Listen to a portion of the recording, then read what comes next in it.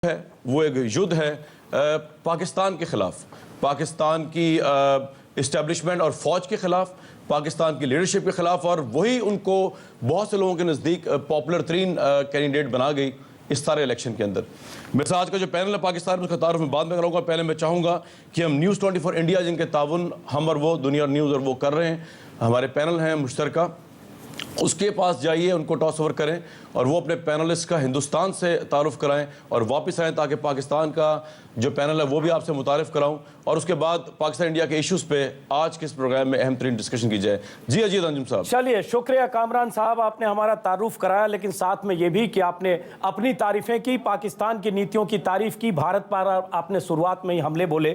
कामरान साहब, सवाल ये उठता है कि नवाज शरीफ 23 साल बाद बकौल प्रधानमंत्री, पाकिस्तान के प्रधानमंत्री भारत आ रहे हैं, उस पाकिस्तान के प्रधानमंत्री जिस पाकिस्तान पर तमाम तरह के इल्जाम है, उस पाकिस्तान के प्रधानमंत्री जिनमें दर्जनों आतंकी अड्डे हैं, उस पाकिस्तान के प्रधानमंत्री जहां हाफिज सईद से लेकर सलाउद्दीन तक और मसूद जरगर तक रहता है, वो पाकिस्तान जिस पर इल्जाम है कि भारत के सरहद पर आतंकी घुसपैठ होती है पाकिस्तान की सरपरस्ती में। लेकिन सवाल उठता है कि अगर दो मुल्कों के रहनुमा, दो मुल्कों के प्रधानमंत्री अगर मिल रहे हैं, तो क्या माना जाए कि इस मुलाकात से नए रिश्तों की शुरुआत होगी? और क्या इस मुलाकात से दिल मिलेंगे? हाथ मिलने से क्या दिल मिलेंगे? और क्या दोस्ती में तब्दील होगी? क्योंकि दोस्ती की कोशिशें तो तब भी हुई जब अटल बिहारी वाजपेयी देश के प्रधानमंत्री थे, तब भी कोशिशें हुई जब अटल बिहारी वाजपेयी लाहौर गए बस से, और नतीजा क्या निकला? लाहौर बस से लौटे और करगिल में हमला हुआ। नतीजा क्या निकला? जब जब भारत ने दोस्ती की तरफ हाथ बढ़ाए, करगिल हुआ, संसद पर हमले हुए, तमाम तरह के हमलों की लंबी फहरिस्त हमारे टेबल पर यहां पसरी है। लेकिन सवाल उठता है, हम सिर्फ अतीत में झांकेंगे तो आगे नहीं बढ़ेंगे, सिर्फ इतिहास में झांकेंगे तो आगे नहीं बढ़ेंगे। सवाल उठता है, क्या नवाज शरीफ न्योता तो कबूल कर लिया, लेकिन न्योता कबूल करने में नवाज शरीफ को 3 दिन लगे। कहा गया कि आर्मी चीफ की इजाजत चाहिए थी, कहा गया कि आईएसआई की इजाजत चाहिए थी। आखिरकार नवाज शरीफ आ रहे हैं, आ तो रहे हैं, लेकिन खुले दिल से आ रहे हैं क्या? यही सवाल है, इसी पर समझने की कोशिश करेंगे। हमारे पाकिस्तानी साथी भी हैं, दुनिया टीवी के कामरान शाहिद, उनके साथ भी कुछ मेहमान हैं, हमारे स्टूडियो में भी मेहमान हैं, दोनों की बातचीत होगी, देखते हैं इस बातचीत से क्या निकलता है। हमारे साथ हैं Rajiv Dogra, former diplomat, IFS officer, कई देशों में राजदूत रह चुके हैं। हमारे साथ हैं मेजर जनरल GD बख्शी, फौजी रह चुके हैं, तमाम फौजी मामलों को समझते हैं, सरहद पर जो कुछ हो रहा है उसको भी समझते हैं भारतीय हिंदुस्तानी नज़र से। और दूसरी तरफ है कर्नल RSN सिंह, जो रक्षा विशेषज्ञ हैं। इनसे भी समझने की कोशिश करेंगे कि भारत का कंसर्न क्या है। आ तो रहे हैं नवाज शरीफ, लेकिन सबसे बड़ी बात कि क्या यहां से नए रिश्तों की शुरुआत होगी? एक सवाल लेता हूं, उसके बाद कामरान साहब आपके पास आता हूं। सबसे पहले जनरल बख्शी साहब, नवाज शरीफ आ रहे हैं, एक अच्छी शुरुआत है, कल 2 दिल मिलेंगे, क्या दोस्ती तो होगी? क्या हाथ मिलने से हम माने कि एक नए रिश्तों की शुरुआत होगी? देखिए, इंसान उम्मीद पे जीता है, लेकिन मैं सिर्फ ये कहना चाहता हूँ कि हम इस पहली मुलाकात से बहुत ज़्यादा उम्मीदें करें तो शायद हमको थोड़ा सा रियलिस्ट होना पड़ेगा। अफसोस की बात यह है कि पाकिस्तान में अलग अलग पावर सेंटर्स हैं। हालांकि हमें खुशी है कि अब वहाँ भी हमारी तरह जमहूरियत है, लेकिन वो जमहूरियत क्या कंट्रोल एक्सरसाइज करती है अपनी फ़ौज पे, अपनी ISI पे, अपने जिहादी ग्रुपों के ऊपर, ये हमारा जो तजुर्बा रहा है थोड़ा सा दर्दनाक रहा है। जब भी हम पीस टॉक्स की कोशिश करते हैं, जब भी हम दोस्ती का हाथ बढ़ाते हैं, तो हमें कोई ना कोई धमाका हमारे मुंह में फट जाता है। जैसे कि आपने अभी कहा कि जो वाजपेयी साहब थे वो कारगिल, वो वहाँ पे लाहौर में बस यात्रा करके शांति के लिए, अमन चैन के लिए गए थे, और उसके महीनों बाद कारगिल का युद्ध छिड़ गया। देखिए, अभी जो पाकिस्तान के चीफ ऑफ आर्मी, उसके बाद फिर संसद पर हमला हुआ, संसद में घुसकर हमला हुआ, उसके बाद भी आगरा समिट हुआ, उसके बाद फिर लगातार हमले हुए। मैं तो सिर्फ कॉज इफेक्ट जोड़ रहा हूं, ये तो बहुत लंबी कड़ी है। मैं सिर्फ इतना कहना चाहता हूं कि अभी अभी जो पाकिस्तान के आर्मी चीफ साहब थे, उन्होंने कश्मीर को शाहरग करार दिया। मैं अपने पाकिस्तानी दोस्तों को बताना चाहता हूं कि टेररिज्म हमारी दुखती रग है। अरे साहब, देखिए प्लीज, आप समझिए कि पिछले 1980 के दशक से लेकर अब तक कोई 80,000 से ज्यादा हिंदुस्तानी अफराद शहीद हो गए हैं ये टेररिज्म के मामले में। 21,000 शहीद हुए थे पंजाब में, उसके बाद 42,000 शहीद हुए जम्मू कश्मीर में और 15,000 शहीद हो चुके हैं उसके बाद भारत के अलग अलग शहरों में। तो सवाल उठता है कि क्या जो आपका शक सुबह है वो शक सुबह अपनी जगह कायम है? नए रिश्तों की शुरुआत उस शक सुबह की बुनियाद पर आपको लगता है आसान नहीं है? मुश्किल है, लेकिन चलिए कोशिश कर रहे हैं। कामरान साहब आपके पास लौटते हैं, पॉइंट ऑफ व्यू आपके मेहमानों का। पाकिस्तान के प्राइम मिनिस्टर एक ऐसे हिंदुस्तान में जा रहे हैं जिसके ऊपर मैसिव ह्यूमन राइट्स वायलेशन का इल्जाम है। इंडियन हेल्ड कश्मीर के अंदर वो जगह जो 1947 से आज तक यूएन के रेजोल्यूशन के अंडर डिस्प्यूटेड है। पाकिस्तान के प्राइम मिनिस्टर जा रहे हैं उस नरेंद्र मोदी साहब के पास जिनकी सारी स्पीचेस और election war hysteria against Nawaz Sharif साहब, personal attacks against Pakistan army. अगर ये इल्जाम लगाएंगे कामरान साहब तो नरेंद्र मोदी को इस देश की जनता ने चुना है। कामरान साहब, फौजी हुकूमतों का शासन, फौजी हुकूमतें पाकिस्तान में रही हैं। आपका पुराना अंदाज है, मुदाखलत का पुराना अंदाज है, एक्सेप्टेड नहीं होगा इस प्रोग्राम में। मुदाखलत का पूरा अंदाज है आपका पुराना, ये एक्सेप्टेड नहीं होगा इस प्रोग्राम में। हम सिविलाइज तरीके से डिस्कशन करेंगे। नहीं, लेकिन आप इल्जाम लगाएंगे नरेंद्र मोदी देश के चुने हुए प्राइम मिनिस्टर हैं। कामरान साहब चुने हुए प्राइम मिनिस्टर हैं। बताऊंगा मैं वो इल्जाम आपके पास काउंटर के लिए टाइम आएगा। आपके पास भी वो प्राइम मिनिस्टर नहीं बने, प्राइम मिनिस्टर बनने वाले। हम अपने इलेक्टेड प्राइम मिनिस्टर को भेज रहे हैं और वो उस प्राइम मिनिस्टर वो उस मुल्क को रिप्रेजेंट कर रहे हैं जहां बलोचिस्तान के सूबे में आपकी इन्वॉल्वमेंट का इल्जाम है, जहां आप हाफिज सईद का मुतालबा करते हैं। कामरान साहब मुझे लगता है मेहमानों से बात करने दें, क्योंकि उस पर बात करेंगे तब हम 3 घंटे बात कर सकते हैं कि पाकिस्तान क्या करता है। हौसले से आपकी बहुत बड़ी कंट्री है, उसी बड़े हौसले से सुनिए जनाब। बड़े 5 गुना बड़ी कंट्री, उसी हौसले से 5 गुना बड़ा हौसला कीजिए जिस तरह मैंने शो किया अभी। और आखिरी बात इस कॉन्टेक्स्ट में ये है कि हम ये चाहते हैं जिस तरह आप आईएसआई पे बात करते हैं उस तरह ऑब्जेक्टिवली रॉ पे भी बात कीजिए। और हम चाहते हैं कि 5 तो बड़ा कामरान साहब आपको पता होगा, कामरान साहब आपको पता होगा, कामरान साहब आपको पता होगा कि नवाज शरीफ को 3 दिन लगे ये तय करने में, ये फैसला करने में कि हिंदुस्तान आ पाएंगे कि नहीं। और उसके पहले जो पंजाब के चीफ मिनिस्टर हैं शहबाज शरीफ और आर्मी चीफ से बातचीत हुई। आप मुंबई में अटके हुए हैं, उससे बाहर निकल नहीं रहे। नहीं, मुंबई में नहीं मेरे भाई, 71 से हम भी बाहर निकले, आपने हमारे मुल्क को तोड़ा था। कामरान साहब इतिहास में जाएंगे, इतिहास में उतना पहले जाने की जरूरत नहीं। कामरान साहब 3 साल में जाएंगे दर्जनों मिसाइलें। जी, बड़ी कंट्री का हौसला शो कीजिए, 5 गुना बड़ी कंट्री है आपकी। चलिए शुरू करते हैं। दिल जिगरा क्या हो गया, तस्वीर रखिए, अभी आ रहे हैं आपके पास। शुरू कर। Doctor Farid बराचा, deputy secretary Jamaat Islami, शुरू तो हो चुका। और मेरे साथ और मकबूल जान साहब हैं, तजिया निगार हैं, बात करेंगे। लेफ्टिनेंट जनरल रिटायर्ड मुस्तफा साहब हैं।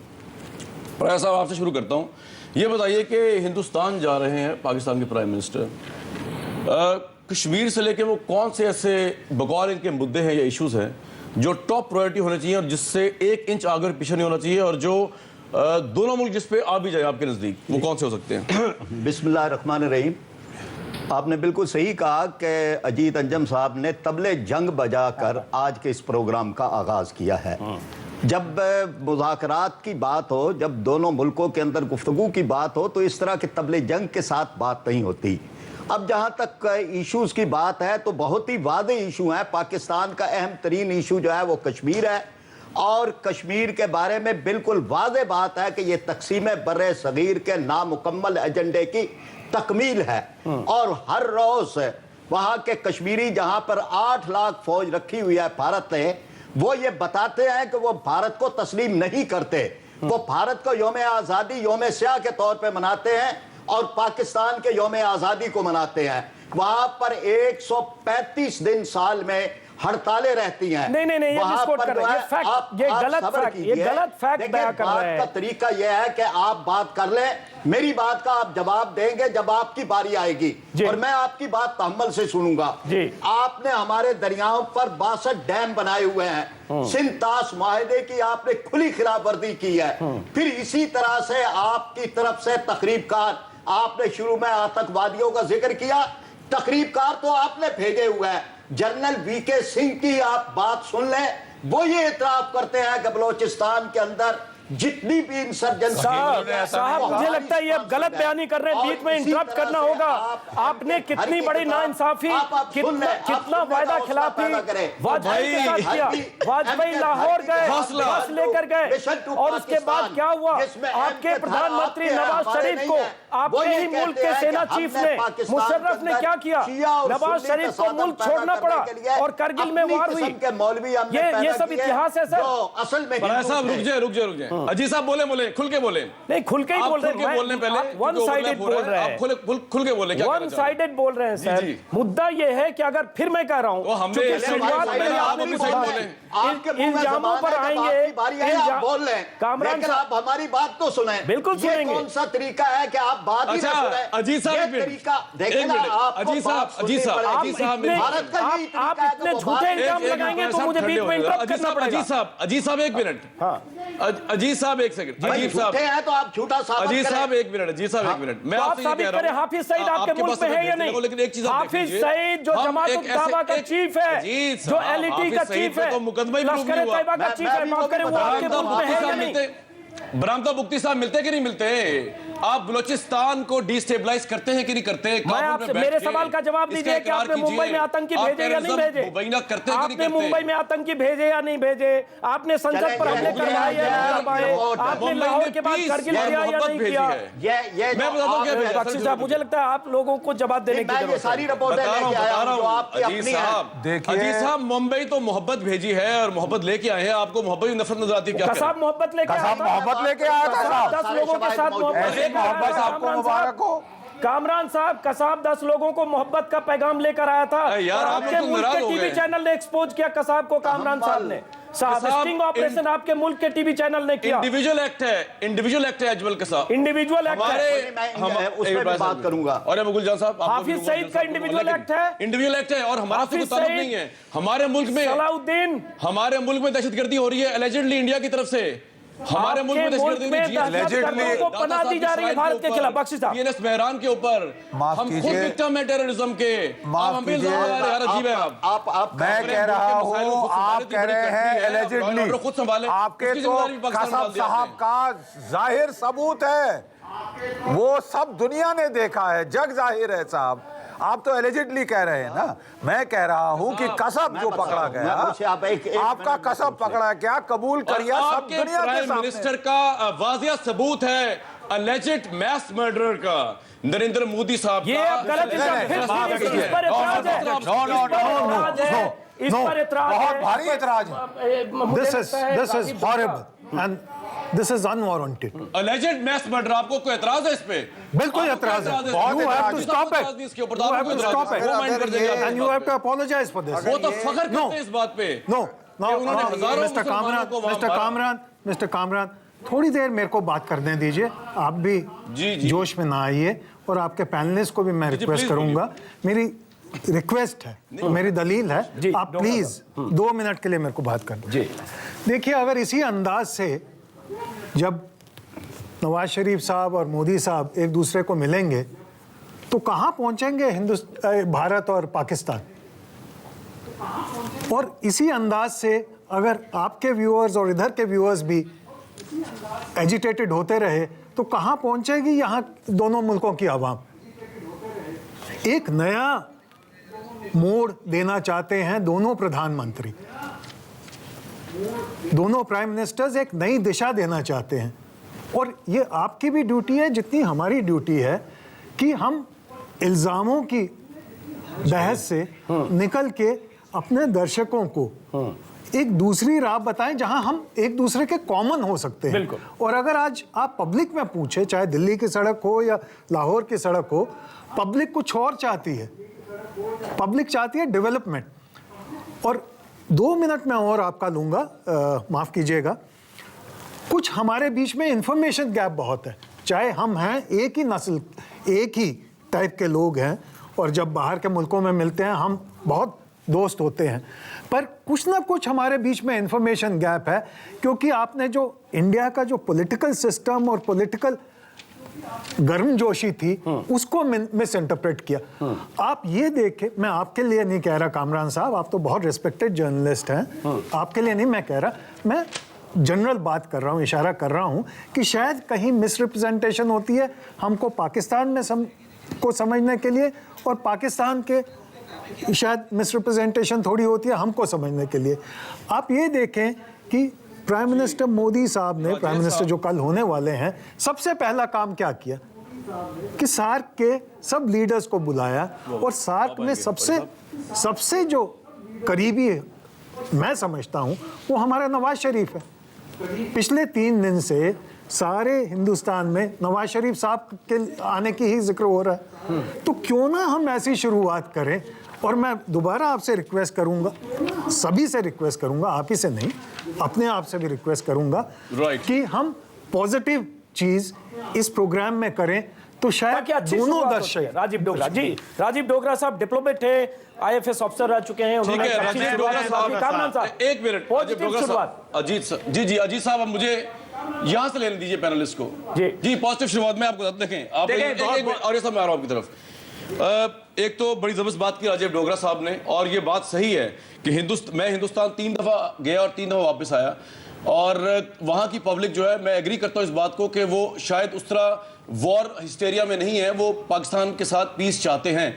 लेकिन हम बात करें नरेंद्र मोदी साहब की, जो शायद वॉर पे बिलीव करते हैं, और आपको यकीन नहीं आता तो मैं आपको पहले तो उनकी एक क्लिप दिखाता हूं, उसके बाद और या मकबूल जान साहब, फिर अजीत साहब को। नहीं, ये अगर आप क्लिप दिखाकर बात करेंगे तब हम आपको मुंबई हमले और करगिल की क्लिप दिखाना चाहेंगे, फिर हम करगिल मुंबई हमले से लेकर पूरी लिस्ट की क्लिप दिखाएंगे, और हमारे पास नक्शे हैं कि पाकिस्तान में कहां टेररिस्ट कैंप है, हाफिज सईद कहां रहता है, जहां लाहौर में है वहां से 30 किलोमीटर दूर मुरीद के है, वही जमात उद दावा का हेडक्वार्टर है सर। मैं आपको बलूचिस्तान की क्लिप नहीं दिखा रहा, मैं आपको पाकिस्तान तोड़ने की क्लिप नहीं दिखा रहा, हिंदुस्तान की फोर्स से तोड़ा था, मैं आपको इंटरव्यू क्लिप दिखा रहा हूं, मोदी साहब की क्लिप दिखाइए जी, इसमें कोई नेगेटिव चीज नहीं, आप देख लें। ठीक है, उनकी एक पॉलिटिकल लाइन थी, आप इंचार्ज होते तो क्या कर सकते थे? पहली बात है, जो मैंने गुजरात में किया वो करके दिखाता, मुझे देर नहीं लगती, मैं आज भी कहता हूं पाकिस्तान को उसकी भाषा में जवाब देना चाहिए, पाकिस्तान को उसी की भाषा में जवाब देना चाहिए, ये लव लेटर लिखना बंद करना चाहिए। जी अजीत साहब बिल्कुल सही कहा, तैयार रखिए, ये अगर ये कहा, अगर ये नरेंद्र मोदी ने कहा, देखिए तो ये कहा कि पाकिस्तान को उसी की भाषा में जवाब देना चाहिए। देखिए मेरी आप अगर हमारे सरहद पर आतंकी भेजेंगे, तो फिर अभी हमारे पास डेटा है 2 साल में 541 अटेम्प्ट हुए इन्फिल्ट्रेशन के। हाँ जी, individual terrorism can not be associated with state. अरे साहब ये तो घर की बात है। शानदार बात की है उन्होंने, अब मेरी बात सुन लें, इतनी शानदार बात की है, एक रिटायर्ड डिप्लोमेट आपके पास बैठे हुए हैं, उनको अंदाजा है कि चीजें कैसे बेहतर होती हैं। मसला सारा ये है कि लीडरशिप 2 चीजों की होस्टेज होती है, एक होस्टेज होती है अपने पब्लिक के सेंटिमेंट्स की, और दूसरी होस्टेज होती है अपने रिटोरिक की। कोई लीडर जो है वहां से बाहर नहीं निकल पाता। मसला सारा ये है कि टेस्ट ऑफ द टाइम है इस वक्त कि आपने मोदी साहब ने एक रिटोरिक एक तवील अरसे से इंडियन पब्लिक को दिया, और उस पब्लिक को एक्सप्लॉइट किया एक खास रिटोरिक के ऊपर। क्या मोदी साहब उस होस्टेज से बाहर निकलते हैं कि नहीं, उसके होस्टेज होते हैं? देखिए उन्होंने आपको इनवाइट दी है कि क्या प्लीज पहला नहीं एक मिनट क्या मैं आ सकता हूं? बिल्कुल बिल्कुल। मोदी साहब ने ही नवाज शरीफ साहब को न्योता दिया है। ये आप 71 में पहला काम प्लीज सुन लीजिए, उनका पहला काम चार्ज लेने के पहले जी जो पहला न्योता भेजा है, उन्होंने आपके प्रधानमंत्री साहब को, आपके वजीर आजम साहब को भेजा है। आप उनको यहाँ पे साहब उनके खिलाफ इल्जामों की झड़ी लगा रहे हैं। पहला काम बहुत पहला काम मैं ये कह रहा हूं, जनरल साहब आप कह रहे थे ना, जनरल साहब आप कह रहे थे ना कि मैं आ जाऊं 1 मिनट के लिए। आप 71 में भी आए थे एंड वी मूव्ड अहेड। हम कहते हैं आप भी बॉम्बे अटैक से आगे जाएं। 71 की हिस्ट्री पर जाएंगे कामरान साहब, 71 की हिस्ट्री पर जाएंगे तो बहुत सारी चीजें निकलेगी। जी बड़े मुद्दे निकलेंगे कामरान साहब। हम 15 साल में ही जाएं तो बहुत सारी चीजें, आपका ही नाम निकलेगा। हर साल सरहद पर लोगों को पाकिस्तान से भेजा जाता है, पाकिस्तान से सरहद से लोग आते हैं। पाकिस्तान तोड़ा कामरान साहब, कामरान साहब कर्नल साहब आपके पास कामरान साहब सबसे बड़ी बात है कि नरेंद्र मोदी देश के चुने हुए नुमाइंदे हैं।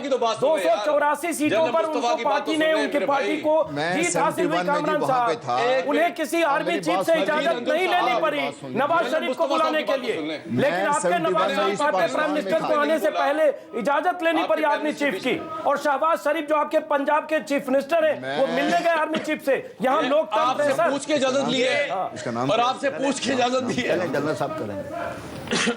अजीत अंजुम साहब, आपको पता ही नहीं पाकिस्तान की डायनामिक्स का। नहीं, और आपको हिंदुस्तान के डायनामिक्स का पता ही है। जनरल मुस्तफा साहब 71 में बात कर रहे हैं। 71 में वहां पे था जी।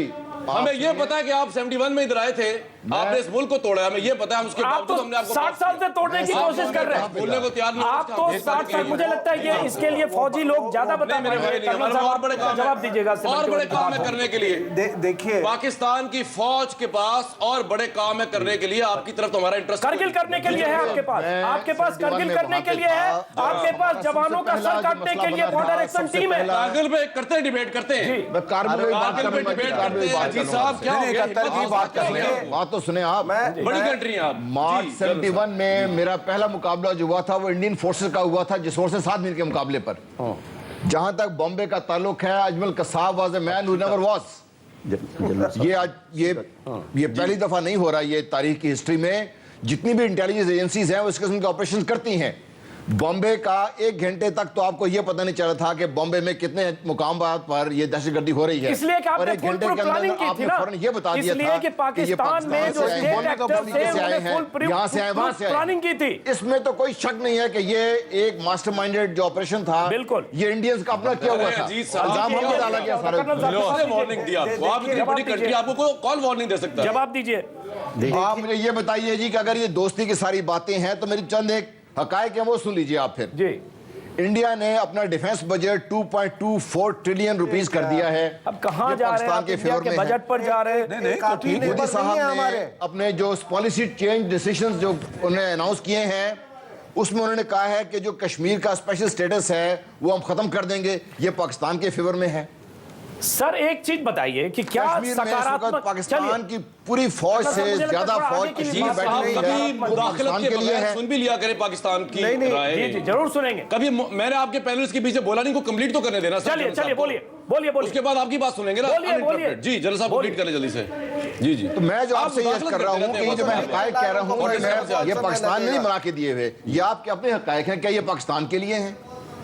हमने सारे आपने हमारे नोश्ता दीवार है, परेशान ना हो आप। नोश्ता दीवार है। जब ये पानी का इशू, कश्मीर का इशू, सरकरी का इशू, कितने बड़े बड़े इशू है जनाब जो आपने हमारे लिए खड़े कर दिए। बड़े इशू करेंगे। आतंकवाद को, दहशतगर्दों को कौन संरक्षण देता है sir? Osama bin Laden Abbottabad में मिला था आपके फौजी कंटेनमेंट एरिया में। वो कहाँ मिला था ओसामा बिन लादेन? 28 स्टेट्स में और आज हाफिज सईद कहाँ रहता है? दाऊद इब्राहिम कहाँ रहता है? सलाउद्दीन कहाँ रहता है? देखिए जी, ये 28 इंडिया की 28 स्टेट्स में से 70% स्टेट्स में शोरश है। वो सारा पाकिस्तान ने कराया हुआ है। आपको अपना आप खुद तो आप संभाल ले। एक मिनट, मौलाना मसूद अजहर को किसने छोड़ा? आपने क्यों छोड़ा उसको? मौलाना मसूद अजहर को हमने कहा छोड़ा। आप फुल प्रूफ प्लानिंग के साथ आपने हमारे नागरिकों की किडनैपिंग की और तो जान बचाने के लिए एक सरकार का एक फैसला था। इसका मतलब मसूद अजहर का गुनाह कम नहीं होता। वो अफगानिस्तान अंजुम साहब जो आपका फ्रेंड है वहां पे जहाज उतरा था। और आज आपके यहाँ ऐश मौत कर रहा है, बिरयानी खा रहा है, कैंप भी है और उसके बाद बना हुआ है वो पाकिस्तान ट्रेनिंग कैंप भी है। हाँ, ब्रेक के बाद वापस लौटते हैं।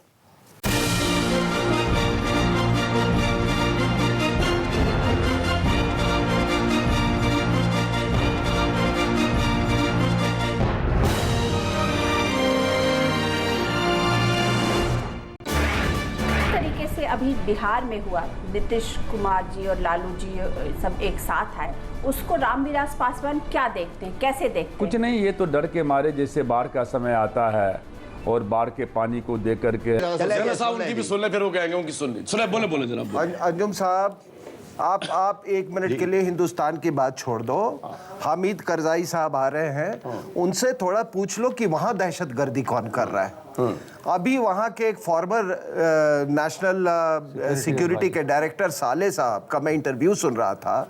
उन्होंने खुद कहा और ये एक बड़े responsible Indian television, Lok Sabha television पे, कि कयानी साहब से उनकी मुलाकात वॉशिंगटन में हुई और उन्होंने कयानी साहब की आंखों में डाल के बोला कि ऐसा करते हैं कि मेरे कुछ सोर्सेज हैं पाकिस्तान में और हम अगेंस्ट ऑल दी रूडिमेंट्रीज ऑफ जो इंटेलिजेंस फ्रेमवर्क होता है, अपने सोर्सेस को लेके आपको उन ठिकानों में हम लेके जाएंगे जहां पर आप अल-कायदा को पाल रहे हैं, जहां पर आप तालिबान को पाल रहे हैं। तो कयानी साहब ने उनके अनुसार कयानी साहब ने ये कहा कि आप मेरे ऊपर स्पाई कर रहे हैं, तो उन्होंने कहा ये तो मेरा काम है।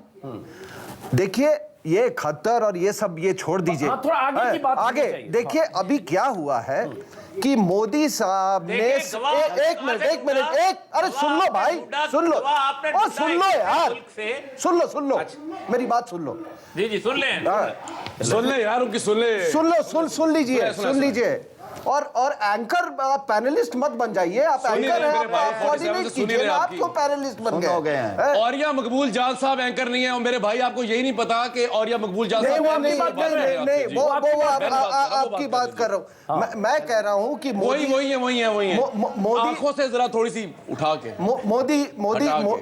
मोदी साहब ने बहुत बड़ी मैच्योरिटी दिखाई सार्क देशों के रहनुमाओं को बुलाकर, और उन्होंने उससे भी ज्यादा मैच्योरिटी दिखाई है नवाज शरीफ साहब को एक्सेप्शन नहीं बना के।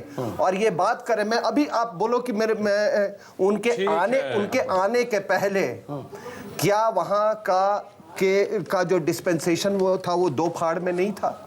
क्या इनके चौधरी निसार अली जो इंटीरियर मिनिस्टर है वो अगेंस्ट नहीं थे उनके आने में? क्या शहबाज शरीफ एक आर्मी चीफ मिनिस्टर होते हुए वो खुद मिलने नहीं गए? और मैं बता रहा हूँ इनके माहौल, ये तो टेलीविजन के एंकर हैं, आप बताइए साहब, क्या आपके जियो टीवी वालों ने नहीं बोला कि उनको ISI से खतरा है? बिल्कुल। और क्या हामिद मीर पर गोलियां नहीं चली? आपके रूमी टीवी को एंकर को मेरी बात सुनो, एक मिनट अब आपने बोला नहीं। आप क्या इसके पहले तहरीके तालिबान पाकिस्तान के ऊपर नवाज शरीफ और आर्मी के बीच में वो एक अंदरूनी जंग चल रही है? आपके क्या 5,000 लोग 5,000 सैनिक और 60,000 लोग तहरीके तालिबान पाकिस्तान से टारगेट नहीं हुए? चलिए आप जवाब लेते हैं। ये तो अभी का ये आपके खुद के आंकड़े हैं। अब आप सुने, जवाब लेते हैं। तसल्ली सुने कर्नल साहब, आप इस कैमरे सुने सुन तो ले आंकड़े, आपको मैं आंकड़े बताऊं यहाँ के। एक मिनट, कर्नल साहब से मुखातिब हूँ। अजीत साहब, कर्नल साहब को ये बताइए, ये जियो टीवी का जो रेफरेंस दे रहे हैं, जिन्होंने ये DGI के मुतालिक चलाई, वो तो माफिया मांगते फिर रहे हैं पूरी पाकिस्तानी कौम से। वो शर्मिंदा है कि उन्होंने जो है गलत रिपोर्टिंग की और इसमें हम माफी मांग रहे हैं सब पूरी पाकिस्तानी कौम से। That is not a reference to court over here. Geo का रेफरेंस अगर आपने लेना तो किसी और रेफरेंस के लिए चलिए। हामिद मीर को गोलियां लगी, हामिद मीर को दहशतगर्दों ने हामिद मीर को गोलियां मारी, तो हमारा उससे क्या ताल्लुक है यार? आपका ताल्लुक नहीं। आपके मुल्क में दहशतगर्द को पनाह कैसे मिलती है वो मैं बता रहा हूँ। आपके मुल्क में दहशतगर्द को पनाह कैसे मिलती है वो बता रहा हूँ। अरुंधति रॉय के ऊपर आप लोग हमला करते हैं। एक मिनट सर, एक मिनट। आपके जर्नलिस्ट अरुंधति रॉय के ऊपर आप लोग हमला करते हैं क्योंकि कश्मीर पे बात करती हैं और सही बात करती हैं। हम तो आपसे बात नहीं कर रहे, आपका जाती मामला है। आप इस बात को कॉम्प्लिकेट करके डिफरेंस ऑफ ओपिनियन, कामरान साहब, अखबार में लिखना, न्यूज़पेपर में लिखना और गोलियां चलाना, कामरान साहब, दोनों में फर्क है। कलम का इस्तेमाल करना और AK-47 का इस्तेमाल करना, कामरान साहब, दोनों में फर्क है। अजीत अंजुम साहब, आपके पास, आप हिंदुस्तान के किस शहर में बैठे? दिल्ली में बैठे हैं इस वक्त जी। मुझे नहीं पता गोलियां किसने चलाई, आपको किस तरह पता चल गया मेरे भाई? आपको नहीं पता? गूगल पर सर्च करिए हामिद मीर का नाम, 1000 पोस्ट डॉन और पंजाब पाकिस्तान के अखबारों के मिलेंगे। ये इंडिया में आने की जरूरत नहीं है आपको, वही मिलेंगे। हमने भी वहीं से समझा है। आपने चलिए सब्जेक्ट को चेंज करते हैं क्योंकि हामिद मीर हमारा सब्जेक्ट नहीं है। जितने स्नाइपर्स आपने भेजे एलिजेडली, नहीं अजीत साहब एक मिनट, नहीं, जितने स्नाइपर्स एलिजेडली आपने बलूचिस्तान में भेजे, हमें नहीं पता आपने हामिद मीर पे गोलियां चलाई या किसी और ने चलाई। लेकिन प्लाजा साहब, सवाल ये है, अजीत अंजुम साहब का ये सवाल वैलिड है उनके पैनल का, कि पाकिस्तान के प्राइम मिनिस्टर जो हैं वो हिंदुस्तान में क्या करेंगे जाके। मतलब ऑब्वियसली इश्यूज बहुत बड़े बड़े। क्या हमारे प्राइम मिनिस्टर जो है वो मोदी साहब का जो बॉडी लैंग्वेज है बड़ा नेशनलिस्टिक है और बहुत से लोगों के नज़दीक अग्रेसिव नेशनलिस्टिक है, क्या उनके सामने वो ये बात कर सकेंगे कि मुंबई अटैक में हमारा कोई ताल्लुक नहीं है क्योंकि वो दहशतगर्द वो हैं? जो GHQ को भी अटैक करते हैं। क्या मोदी साहब के सामने कश्मीर की वो बात कर सकेंगे, पानी की बात कर सकेंगे, जो डैम बना के हिंदुस्तान पानी रोक रहा है? क्या पाकिस्तान के प्राइम मिनिस्टर वहीं रहता था, 10 वहीं से आए, जैसे कराची वॉर से नेशनल्स लेकर के लाहौर सामने तक तमाम बातें सबकी कर ट्रेनिंग हुई? जी, मैं भाईजान आपसे लखवी से अजीत लेकर साहब आपसे सही सवाल आपने है। ट्रेनिंग की, लखवी पराचा कहाँ साहब घूम से- रहा है आपके पराचा यहाँ? साहब से कैसे सवाल कर सकते है। हैं? चलिए अजीत बोलिए बोलिए अजीत साहब आपके पास अजीत आपकी साहब ट्रेनिंग की बात नहीं हो रही। एक मिनट। सवाल आपकी ट्रेनिंग की बात नहीं हो रही जो आप लोग कर रहे हैं बलूचिस्तान के लिए। हम तो अपनी बात कर रहे हैं जी। बिल्कुल। एक जी, तो प्लीज। अजीत साहब सवाल मुझसे हुआ है, जवाब आप दे रहे हैं। नहीं, आप दीजिए दूसरा, साहब। अगर आपने ही सारी डिबेट साहब, आप करनी है तो दीजिए। बाकी तीनों लोगों को क्यों आप आपने दीजिए, बुलाया आप है? दीजिए, आप दीजिए। अब आप मेरी बात जरा तहम्मुल से सुन लें, फिर दलील का जवाब दलील के साथ दे। ये सवाल इन्होंने किया है कि क्या वो ये सब कुछ कर पाएंगे? पाकिस्तान का मौकफ एक ही है, वो चाहे नवाज शरीफ साहब आए या पाकिस्तान पीपल्स पार्टी की हुकूमत हो या कोई हो, कि कश्मीर का मसला अक़वाम मुत्तहिदा की करारदादों के मुताबिक हल होना चाहिए। हम अपने प्राइम मिनिस्टर से तवक्को रखते हैं, बावजूद इसके कि हम इस दौरे के मुखालफ थे हैं, लेकिन हम तवक्को रखते हैं कि वो ये बात करेंगे।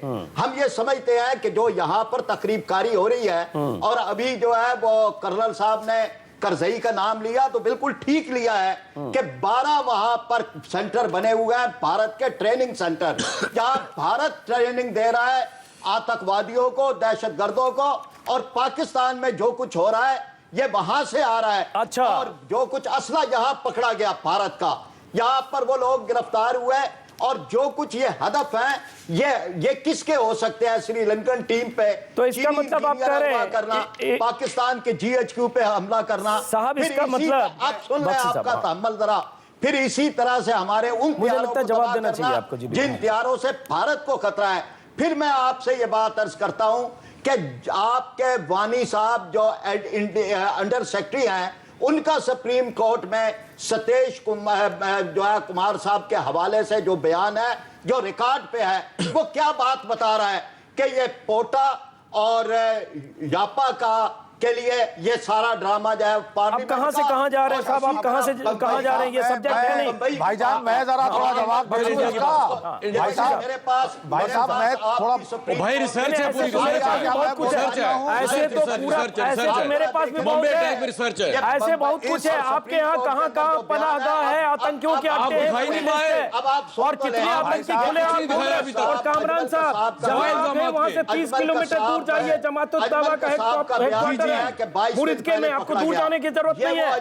चलिए देखिए, एक मिनट, अगर देखिए मैंने हमने बड़ी आराम से मदरसा है, अल्लाह का नाम देखिए हमने लेते हैं। बहुत आराम से आपकी बात सुनी। अब जरा हमें भी जवाब दे दें। बिल्कुल जवाब दीजिए आप। देखिए साहब, प्लीज आप हमारी भी सुन चलिए, उनकी लीजिए, बात सुन लें। हाँ, सही है। हमारी भी सुन लीजिए साहब।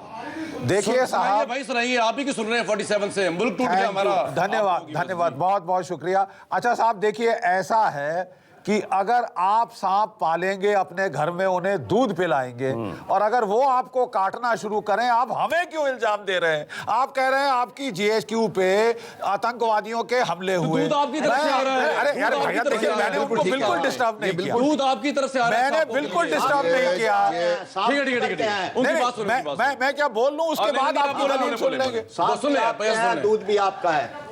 ठीक है, ठीक है। एक मिनट नहीं, गलत बात। फिर आप कहिए हाफिज सईद किसका है, सलाउद्दीन किसका है, लश्कर तैयबा किसका है, जमात उद दावा किसका है, ये सब किसका है? कसाब किसका था? कसाब के साथ 10 लोग आए, वो किसके थे? हर साल जो 100 लोग मारे जाते, 100 मारे जाते, किसके थे? क्या बात कर रहे हैं? क्या बात कर रहे हैं? और यही दिक्कत है, रॉ किसकी है? यही दिक्कत है कामरान साहब।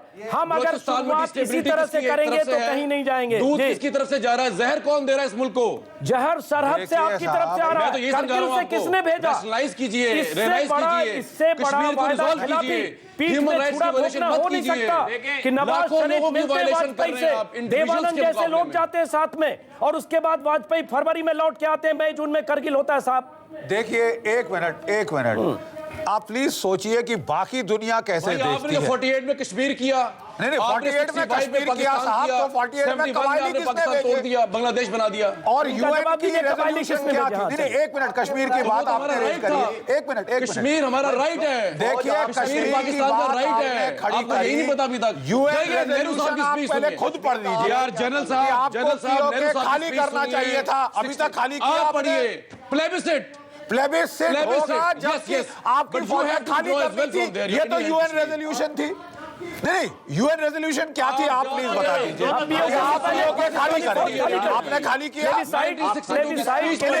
थोड़ी ना हो सकती है, पूरा नहीं किया कभी। आप नेहरू साहब को पढ़िए, नेहरू की स्पीच नहीं है। UN resolution there should be a plebiscite in Kashmir. अरे प्लीज पढ़ लीजिए, उसके पहले आप पहले नेहरू साहब को सुन लीजिए ना मेरे भाई। Withdraw from Pakistan occupied Kashmir आपने खाली किया। पंडित नेहरू, आप पंडित नेहरू को सुनिए। अच्छा, आप ओसामा को सुनिए, आप ओसामा को सुनिए।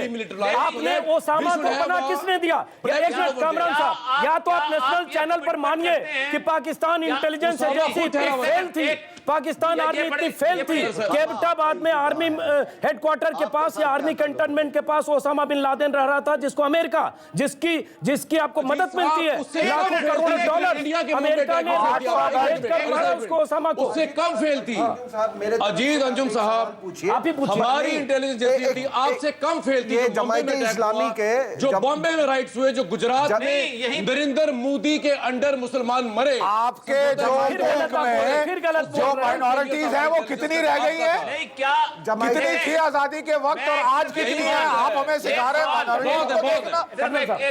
मेरा एक सवाल है, वो जो जमायते इस्लामी एक सवाल मैं पूछ लूं।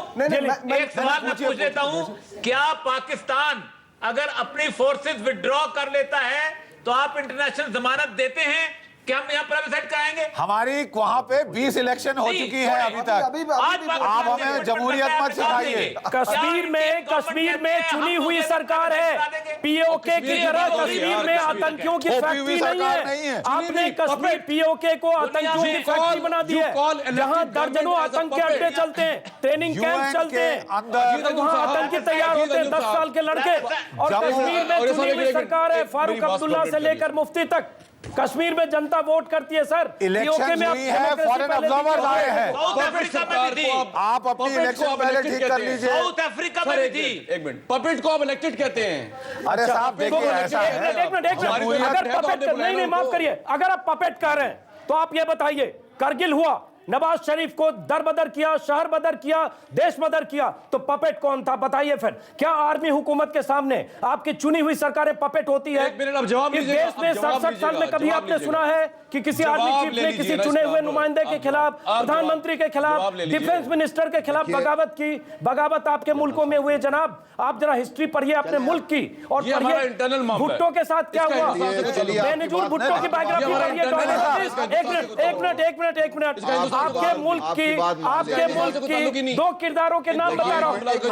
आप फातिमा भुट्टो की बायोग्राफी पढ़ लीजिए, बेनजीर भुट्टो की बायोग्राफी पढ़ लीजिए। फौज ने कैसे चुनी हुई सरकार को डिस्टेबलाइज किया। आपकी हिस्ट्री में, मेरी हिस्ट्री नहीं है कामरान साहब, मेरी हिस्ट्री यहाँ इंडियन हिस्ट्री नहीं है ये।